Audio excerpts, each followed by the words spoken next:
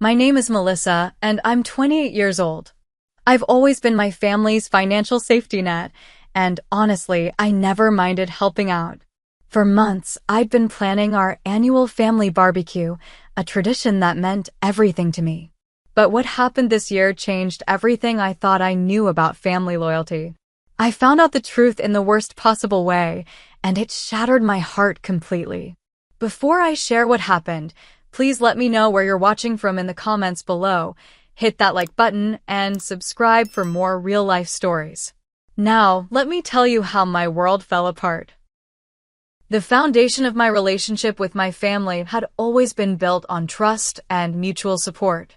As a successful marketing coordinator at a mid-sized advertising firm in downtown Chicago, I'd worked my way up from an entry-level position after college. My salary wasn't extraordinary, but it was stable and allowed me to live comfortably in a modest apartment while still having enough left over to help my family when they needed it. And they needed it often.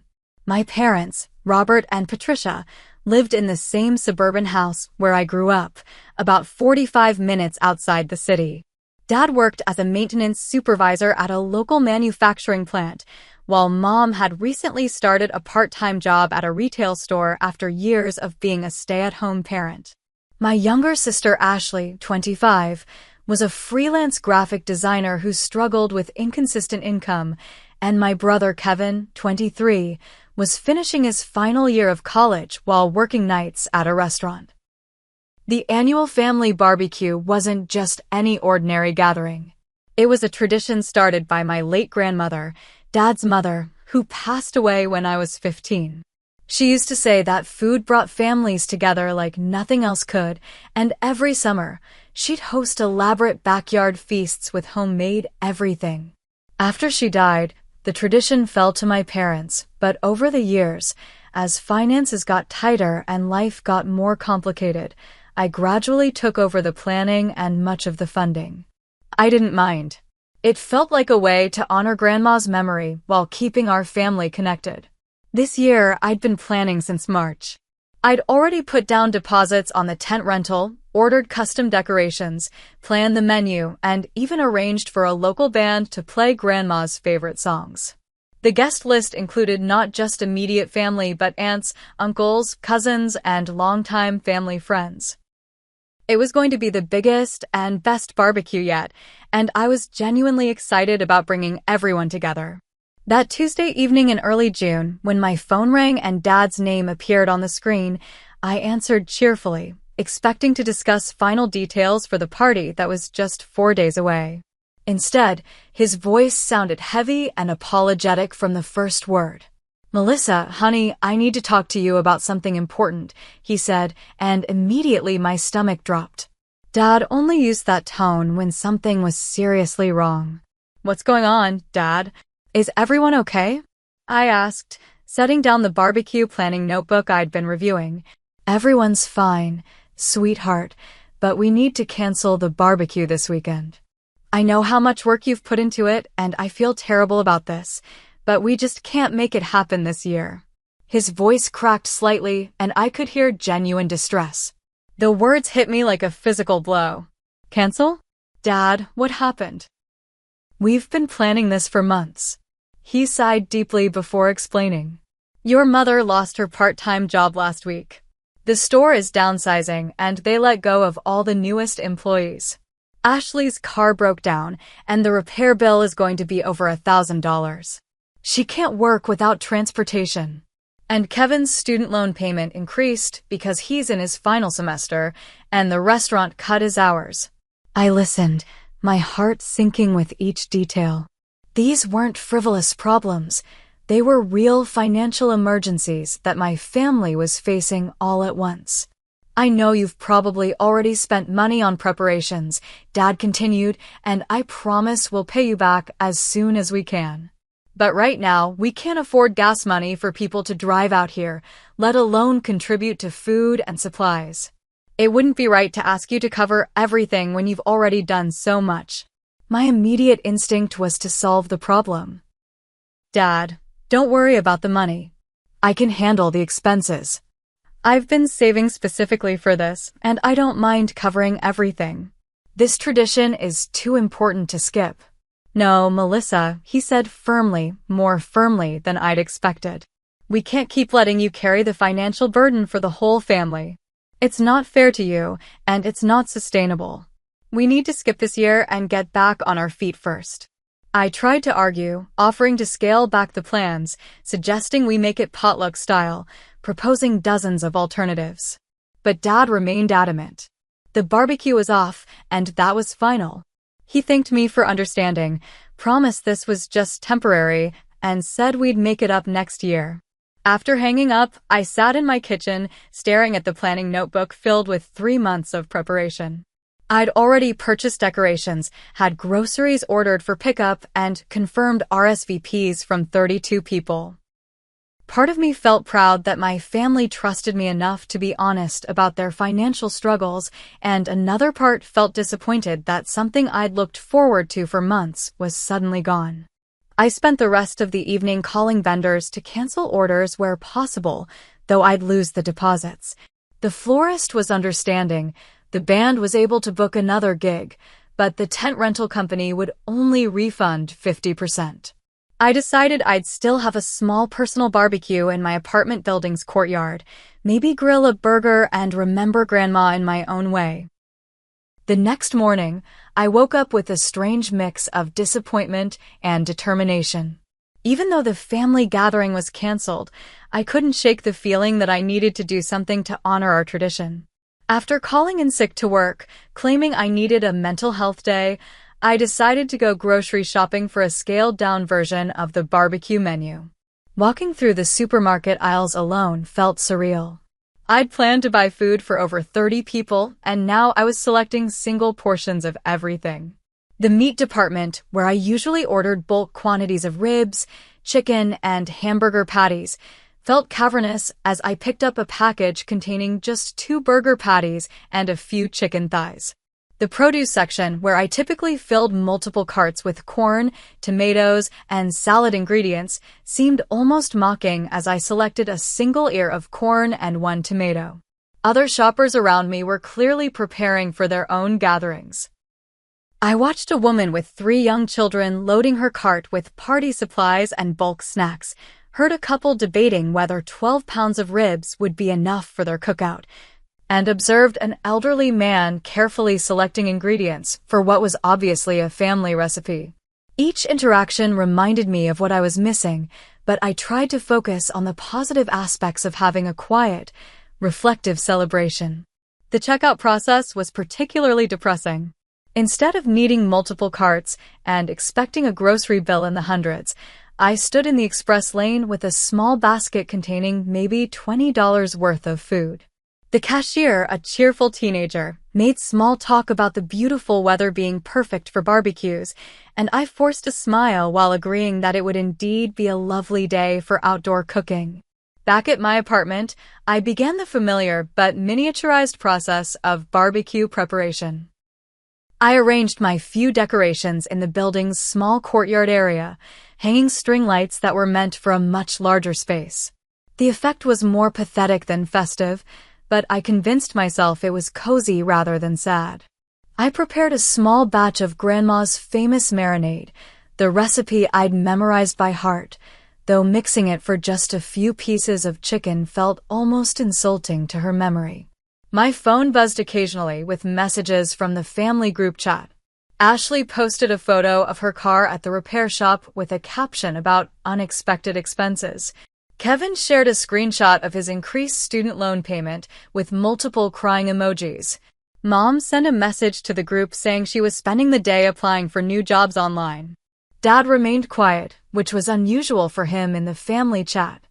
I responded supportively to each message, offering encouragement and reminding them that next year's barbecue would be even better.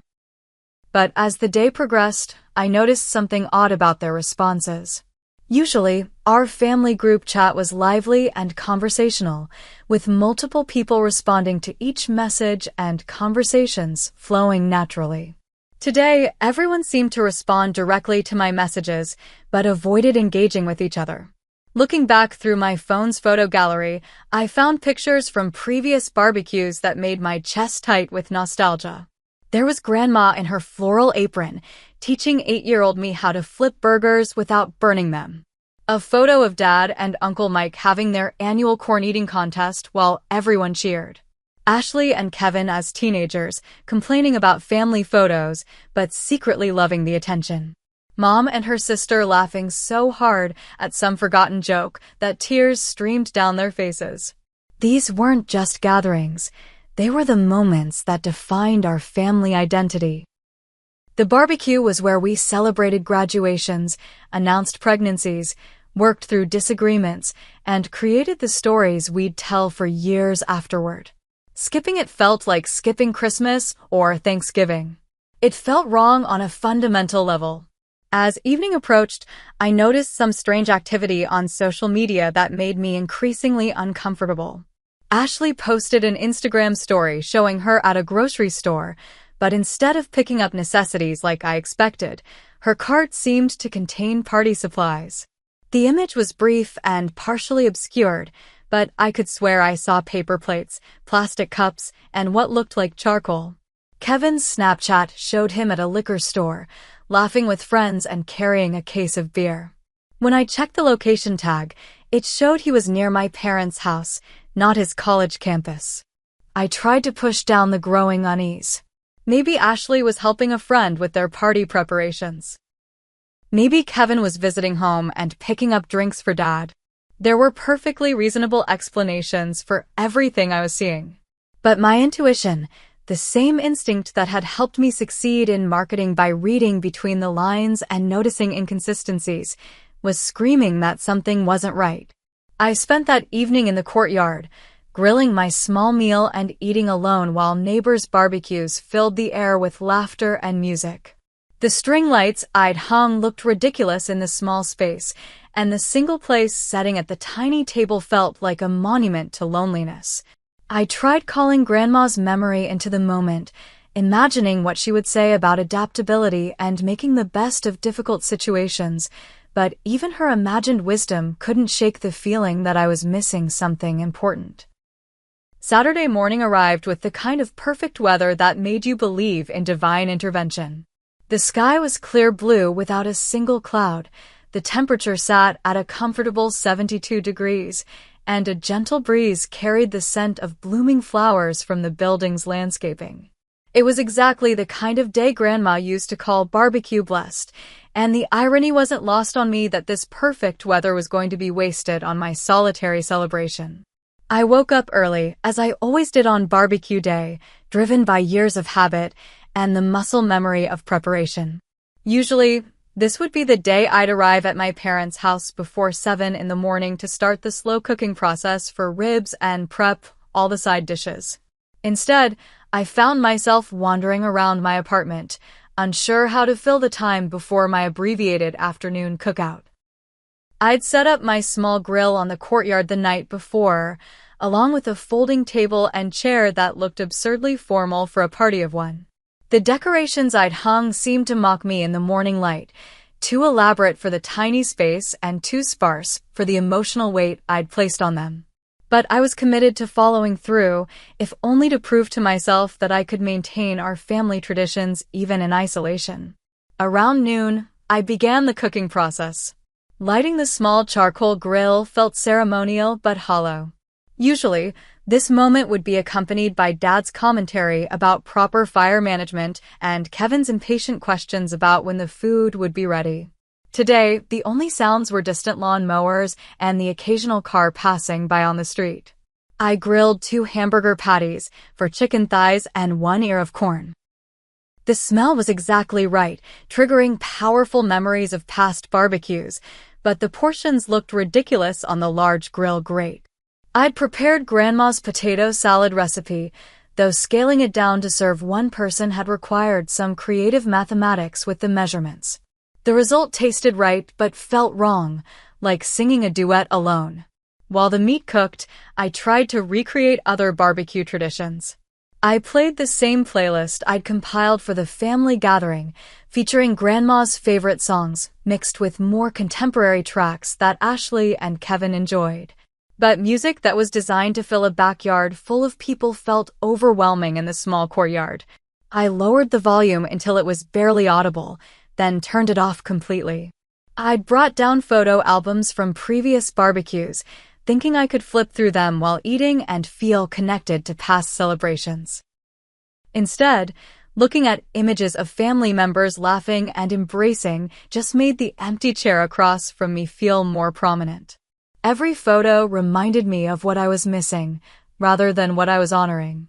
The eating process was the most depressing part. I'd set the table with real plates and cloth napkins, trying to maintain some dignity in the experience.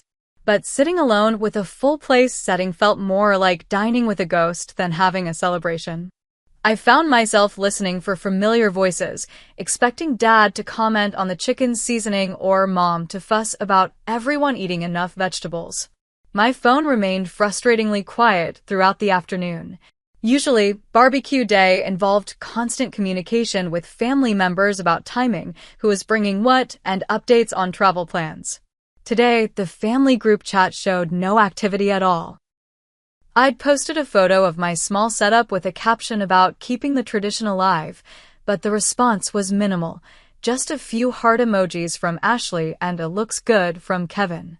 No questions about how I was doing, no expressions of regret about missing the gathering, no suggestions for making it up later.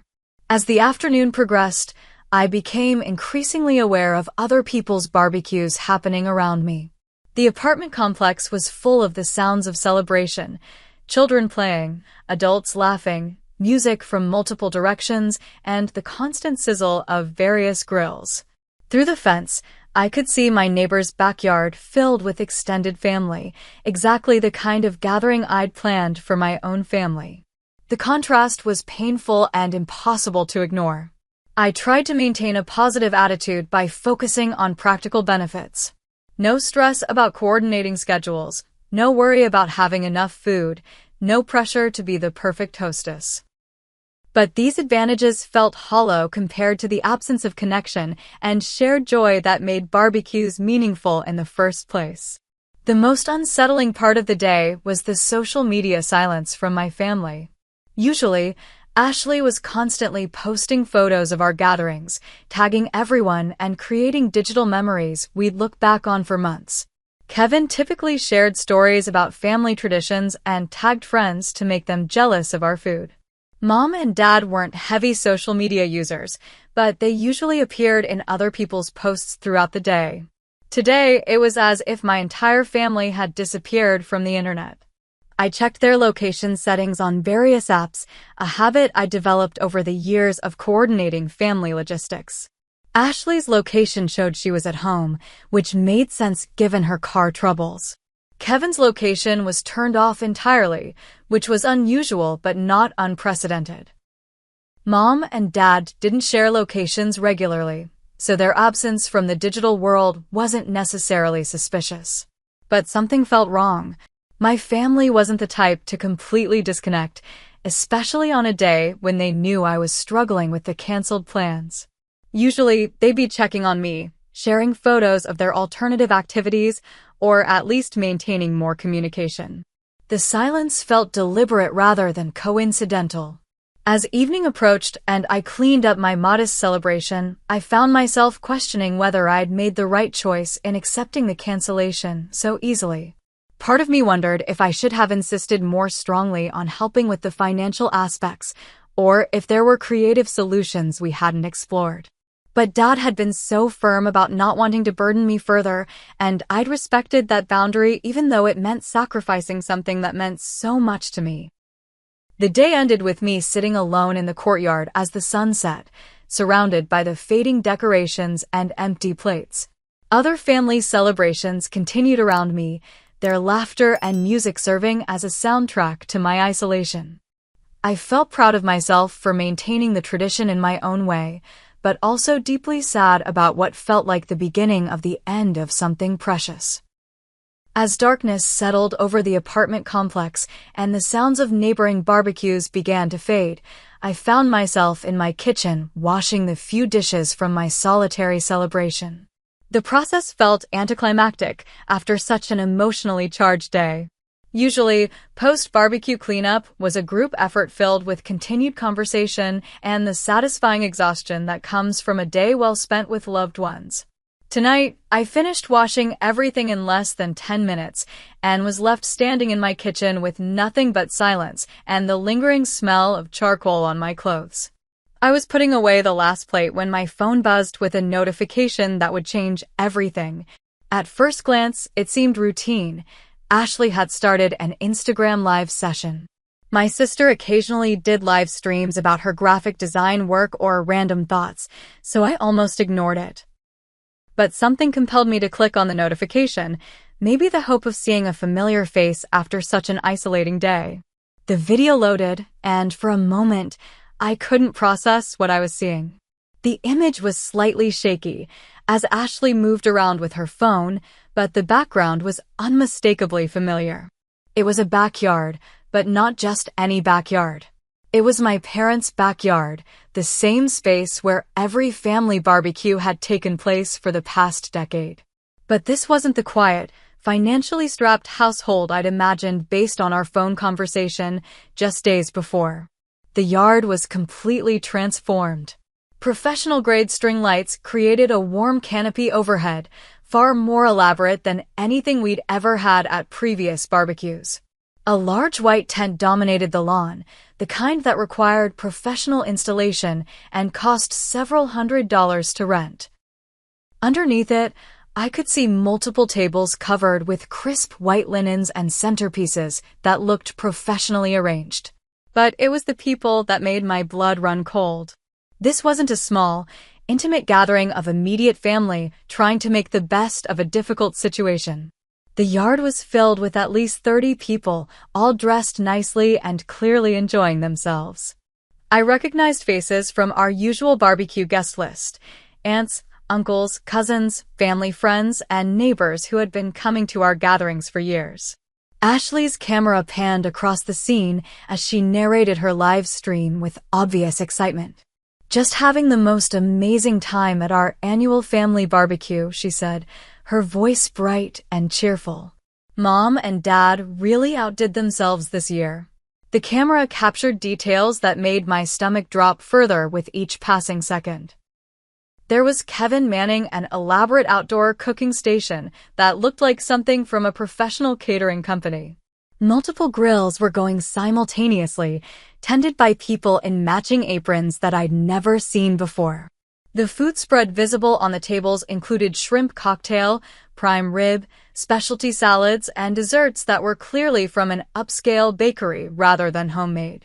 A professional DJ booth was set up near the house, complete with speakers and lighting equipment that would have cost more to rent than I spent on groceries in a month. The music was exactly the kind of high-energy party soundtrack that would require expensive equipment to sound that clear and powerful. This wasn't someone's personal playlist coming through a Bluetooth speaker. This was a professionally managed sound system. As Ashley continued streaming, moving through the crowd and chatting with guests, I recognized my father in the background. He was wearing a brand new barbecue apron with Grill Master Robert embroidered across the front, laughing loudly with Uncle Mike and holding what appeared to be an expensive craft beer. This was not the stressed, financially strapped man who had called me in distress just 4 days earlier. Mom appeared in the frame next, directing what looked like catering staff as they refreshed food stations and collected empty plates. She was wearing a new dress I'd never seen before and jewelry that sparkled under the professional lighting. Her hair was styled in a way that indicated she'd been to a salon recently, and her makeup was more elaborate than I'd seen her wear even to formal events.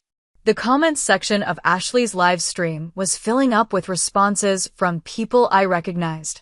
Family friends were thanking my parents for another incredible annual party and praising the food and entertainment. Cousins who lived out of state were commenting about how glad they were that they'd made the trip this year, and how the party was worth every mile of the drive. But what broke my heart most completely was reading comments that referenced the tradition itself. People were talking about how this was the best barbecue yet and praising my parents for keeping the family tradition alive and never missing a year. Someone even commented about how impressive it was that Mom and Dad had pulled this together despite everything going on. Ashley responded to comments as she streamed, thanking people for coming and agreeing that it was definitely our best party ever.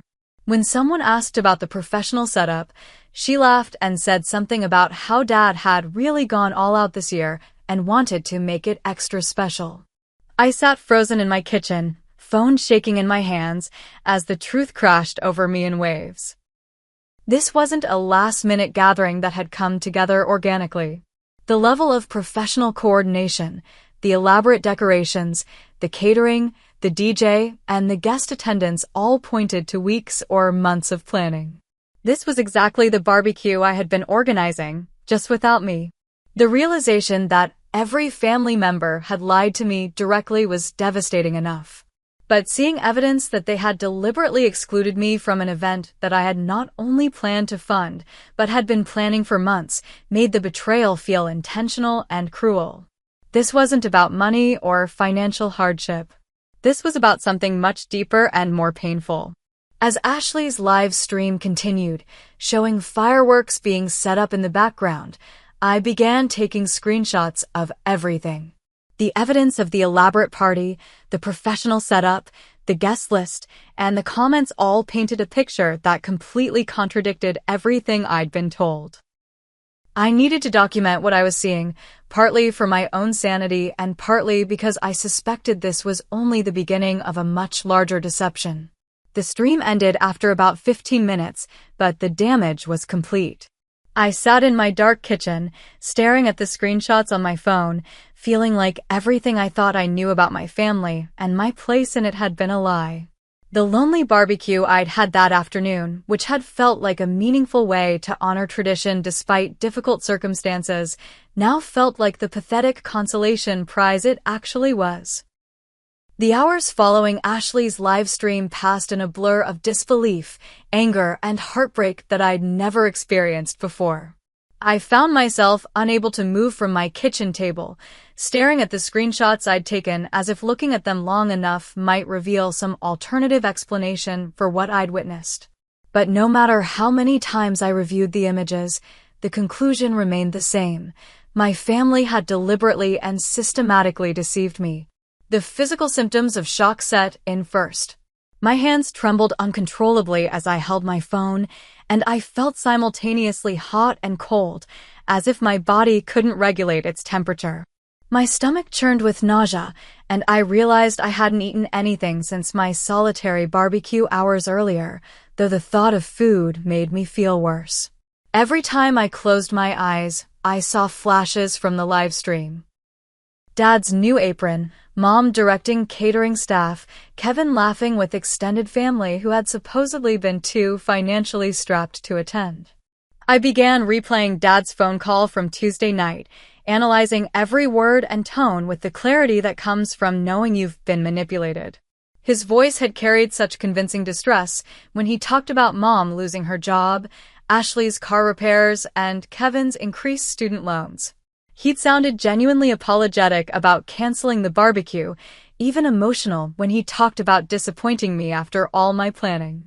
But now I realized that every detail had been carefully crafted to create maximum sympathy while providing justifiable reasons for exclusion. Mom's job loss explained why they couldn't contribute financially. Ashley's car troubles justified her absence from planning activities. Kevin's student loan issues provided cover for why he couldn't help with expenses. Together, these stories created a narrative that made me feel guilty for even offering to pay for everything, exactly as Dad had intended. The level of coordination required for the deception became more apparent as I thought through the logistics. Someone had to secure the tent rental, hire the catering staff, book the DJ, arrange for professional lighting, and coordinate with all the guests. These weren't last-minute decisions made after our phone call. They were arrangements that would have been finalized weeks or months in advance, potentially while I was still actively planning the original barbecue. I spent the next several hours going through my family's social media accounts like a detective, looking for clues I'd missed. Ashley's Instagram stories from the past week, which I'd only glanced at previously, now took on new meaning. Photos I'd interpreted as random daily activities could now be seen as party preparation. A picture of her at a party supply store that I'd assumed was for a client project. A video of her testing sound equipment that I'd thought was for her graphic design work. An image of her with Mom at what I'd assumed was a casual shopping trip, but now I could see catering menus in the background. Kevin's social media revealed similar hidden activity. His Snapchat location history, which I could access because we'd connected our accounts for family safety years earlier, showed multiple visits to party rental companies and specialty food stores over the past 2 weeks. A post about helping with family projects that I'd assumed meant household chores now seemed obviously related to party planning. Even Mom, who barely used social media, had subtle indicators of preparation. Her Facebook account showed she'd been added to event planning groups and had received messages from catering companies. She'd liked posts from several local businesses that specialized in party equipment and entertainment services. The financial implications hit me next, and they were staggering. Based on what I'd seen in the live stream, the total cost of the party easily exceeded $3,000. The tent rental alone would have been at least $500. Professional catering for 30-plus people would have cost well over $1,000. The DJ, lighting, flowers, premium alcohol, and specialty foods would have added hundreds more. Even if they'd gotten deals or called in favors, this was an expensive production. I grabbed a calculator and began working through the numbers, feeling sicker with each calculation. Over the past 6 months, my family had asked for and received financial help from me totaling nearly $4,000. Dad had needed $800 for car repairs in January. Mom had asked for $600 to cover medical bills in March. Ashley had received $700 for various emergencies, including rent and utilities. Kevin had gotten help with textbooks and living expenses, totaling nearly $2,000. At the time, each request had seemed reasonable and urgent. Dad's car repair was necessary for him to get to work. Mom's medical bills were from genuine health issues that insurance hadn't covered completely. Ashley's graphic design business had legitimate slow periods that affected her income. Kevin's college expenses were real and substantial. But now I had to consider the possibility that some or all of these requests had been orchestrated to fund a party that I was specifically excluded from. The timing was particularly suspicious when I laid it out chronologically. The requests had increased in frequency starting in March, exactly when I would have been discussing barbecue plans with the family. The most recent request, Kevin's need for textbook money, had come just 2 weeks before Dad's call about canceling the barbecue. Sleep was impossible that night. Every time I tried to close my eyes, my mind raced with questions and implications. Why had they decided to exclude me? Was it something I'd done or said? Had I been too controlling about previous barbecues? Was there some family dynamic I'd missed or misunderstood? Or was this simply about money, with my family seeing me as a convenient funding source rather than an integral part of the celebration? The emotional pain was unlike anything I'd experienced, even including the grief of losing Grandma. This felt like a death of a different kind, the death of trust, of family identity, and of the naive belief that the people who loved you most would never deliberately hurt you. I'd always known my family had flaws and complications, but I'd never imagined they were capable of such calculated deception. By sunrise, I was exhausted but more clear-headed about what had happened. This wasn't a misunderstanding or a series of unfortunate coincidences. This was a deliberate exclusion backed by months of planning and funded by money they'd obtained from me under false pretenses. The barbecue hadn't been canceled due to financial hardship. It had been reorganized without me, possibly because my presence would have complicated their ability to enjoy the fruits of their deception. The question now was what to do with this knowledge. Part of me wanted to confront them immediately, to demand explanations and apologies. But another part of me suspected that this revelation was only the beginning, and that waiting to see how they'd handle the aftermath might reveal even more about their true intentions toward me. As it turned out, I wouldn't have to wait long for the next chapter of their betrayal to unfold. Sunday morning arrived gray and drizzly, as if the weather had shifted to match my emotional state. I'd finally fallen asleep around 4 in the morning, only to wake up 3 hours later feeling more exhausted than when I'd gone to bed. My first instinct was to check my phone for any messages from family members, perhaps acknowledgments of the party or explanations for what I'd witnessed. Instead, I found only silence in the group chat and no individual messages from anyone. I made coffee with shaking hands and tried to decide on my next steps. Part of me wanted to confront them immediately about the live stream, but I also felt curious about whether any of them would voluntarily mention the party or offer any explanation for the deception. I decided to wait and see if anyone would break the silence first. I didn't have to wait long. At exactly 9:37 a.m., my phone buzzed with a text message from Dad that made my blood pressure spike instantly. Morning, sweetheart. Hope you had a nice, quiet weekend. I hate to bother you on Sunday, but we've got some urgent bills that came up unexpectedly. Could you help us out with $2,800? Mom's got some medical expenses that insurance won't cover, and the mortgage payment is due tomorrow. I know it's a lot to ask, but you know we wouldn't reach out unless it was really important. Love you. I stared at the message in complete disbelief. Less than 12 hours after I'd watched evidence of them spending thousands of dollars on an elaborate party, Dad was asking me for nearly $3,000 for supposed emergencies. The audacity was breathtaking, but what made it even more insulting was the emotional manipulation embedded in the message. The casual "hope you had a nice quiet weekend" felt like mockery, given that he knew exactly how I'd spent my weekend after they'd excluded me from the family gathering. The "you know we wouldn't reach out unless it was really important" was particularly galling, considering how many times they'd reached out for money over the past months, apparently to fund their secret party planning. I took screenshots of Dad's message, adding them to the collection of evidence I'd gathered from Ashley's live stream. Then I sat back in my kitchen chair and let the anger build. This wasn't just about the money, though the financial manipulation was serious enough. This was about respect, honesty, and the fundamental dynamics of our family relationships.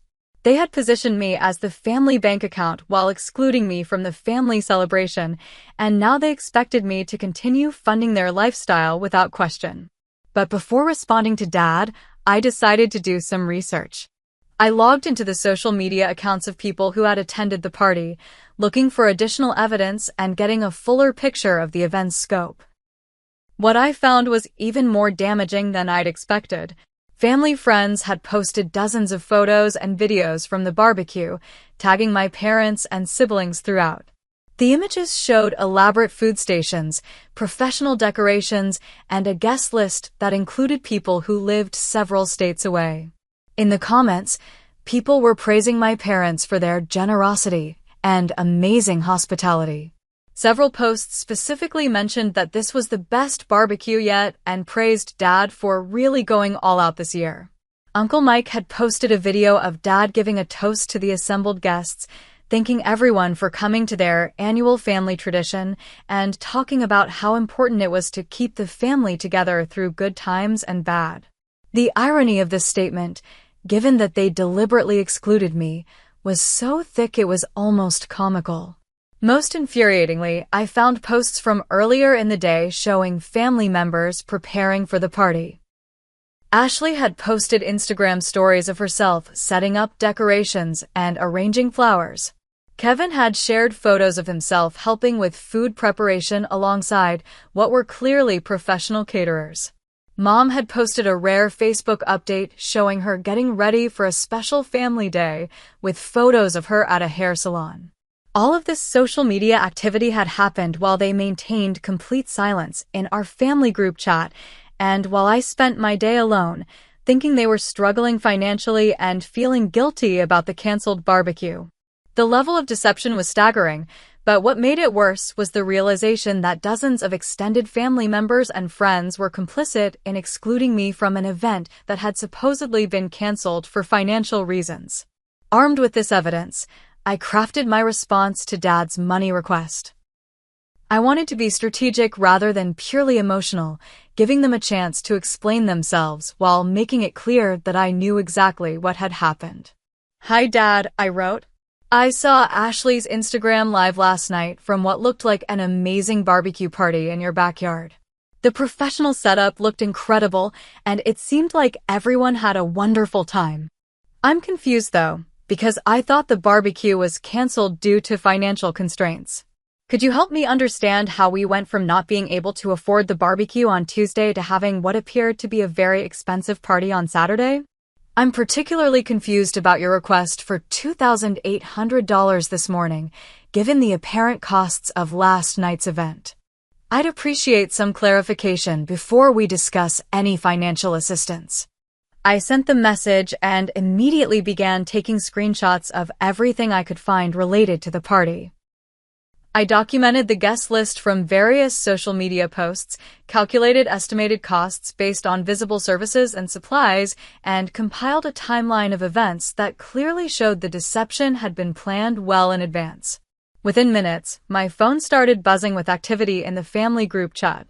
Ashley posted a message claiming the live stream had shown a small gathering that had been thrown together last minute. Kevin jumped in to support her story, saying it had been just a few people who stopped by and that this setup wasn't as elaborate as it appeared on camera.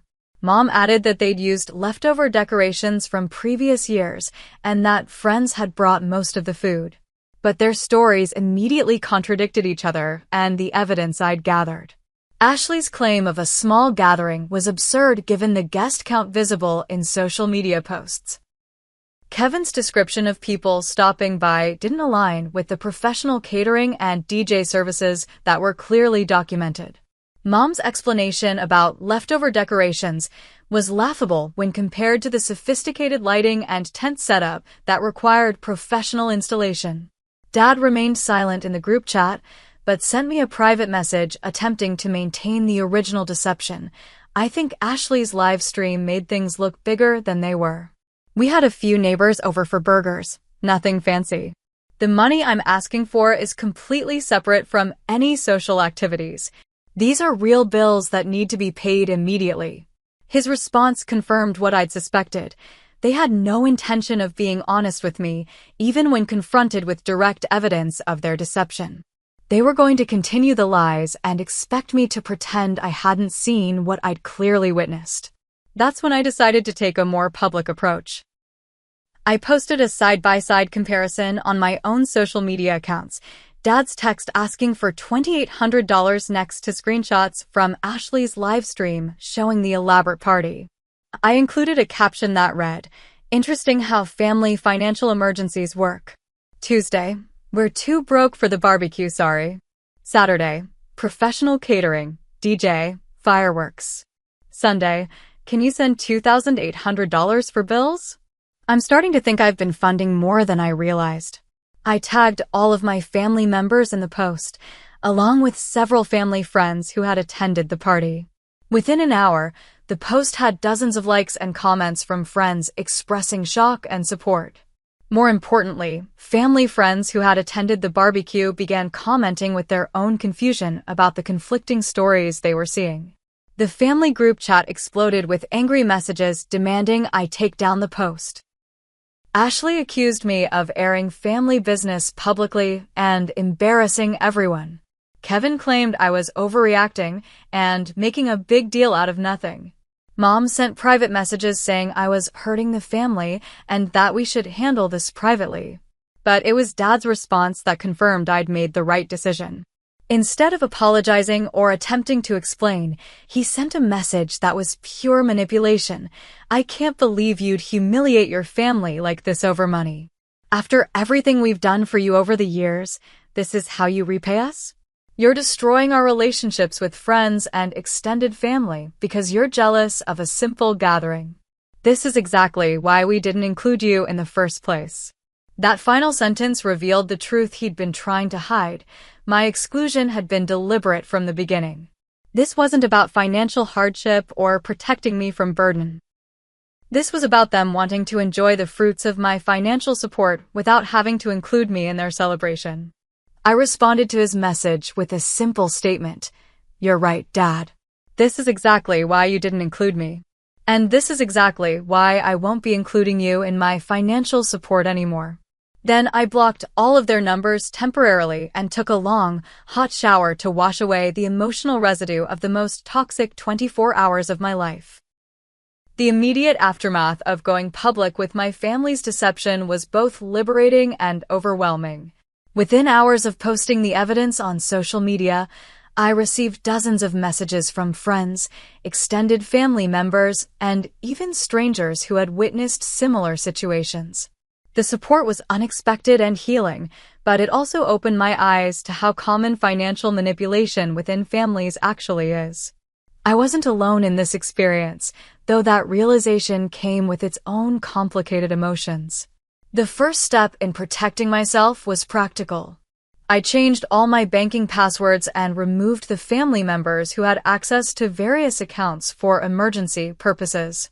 Over the years, I'd given Dad access to one of my savings accounts so he could deposit checks for me when I was traveling for work, and Mom had the login information for my credit card account because she'd helped me dispute some fraudulent charges. These conveniences, which had seemed like normal family arrangements, now felt like vulnerabilities that needed to be addressed immediately. I also called my bank to inform them about the situation and ask about protections against potential manipulation.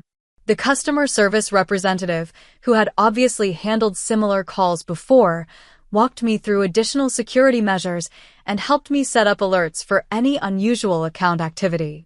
She also provided me with resources about financial abuse and suggested I document everything I could remember about past money requests and their stated purposes.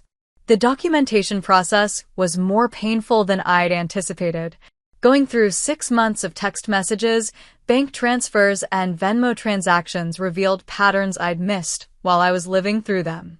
The requests had indeed increased in frequency starting in March, and they often came with urgent timelines that discouraged careful consideration. "Need to pay this by tomorrow," and "the deadline is today" were common phrases that had been used to pressure me into quick decisions. More disturbing was the realization that several of the emergencies had been fabricated entirely.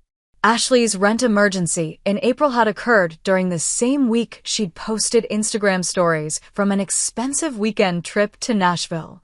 Kevin's textbook costs in May had been requested just before he'd posted photos of himself at expensive restaurants and entertainment venues.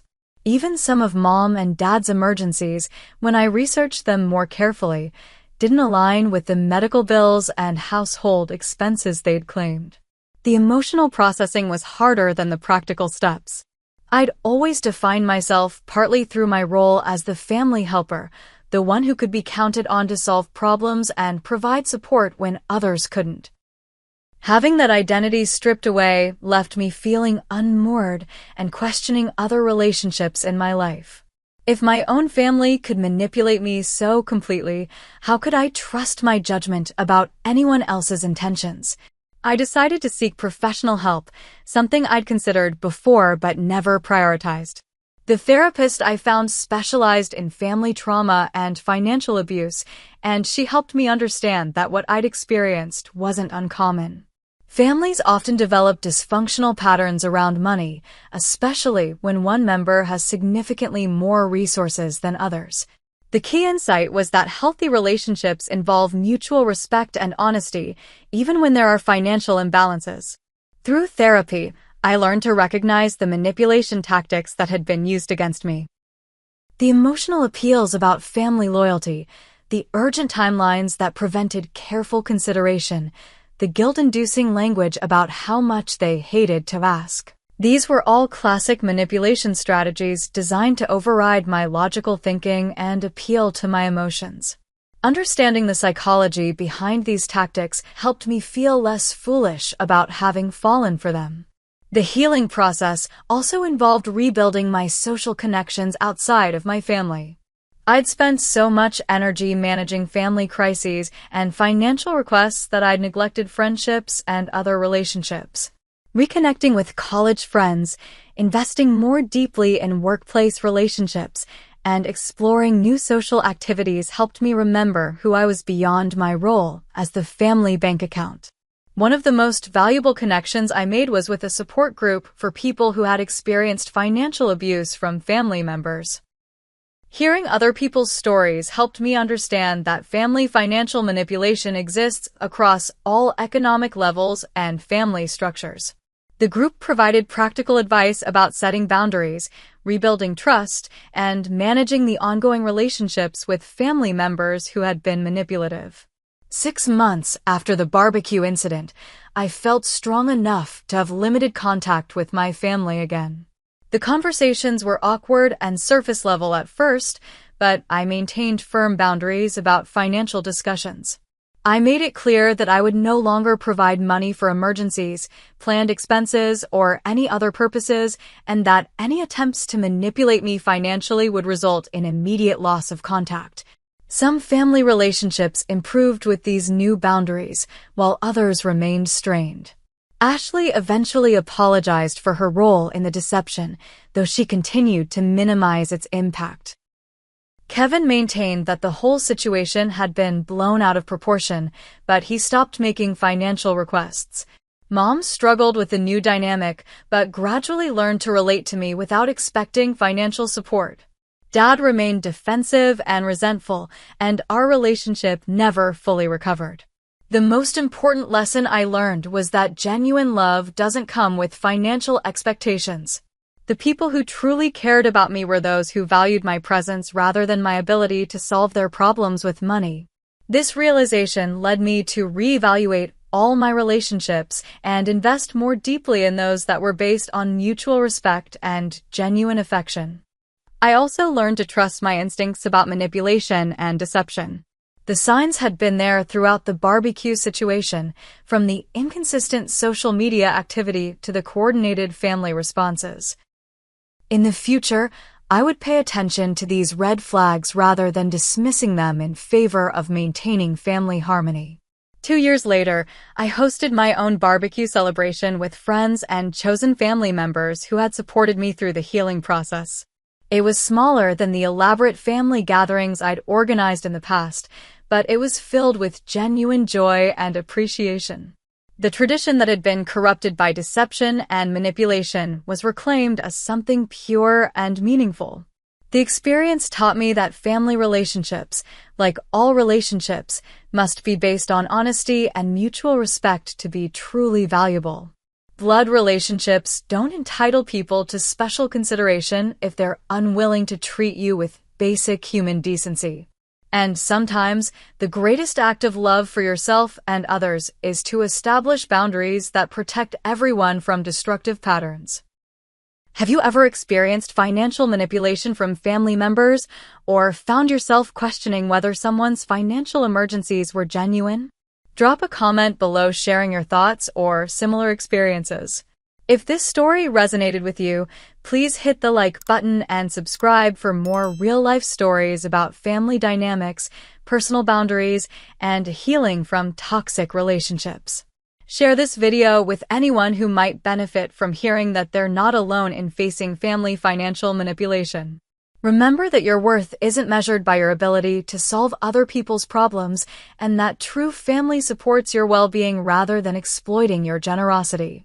Thank you for listening to my story, and I hope it helps you recognize your own value and the importance of protecting your emotional and financial health. Take care of yourselves, and remember that you deserve relationships built on honesty and genuine love.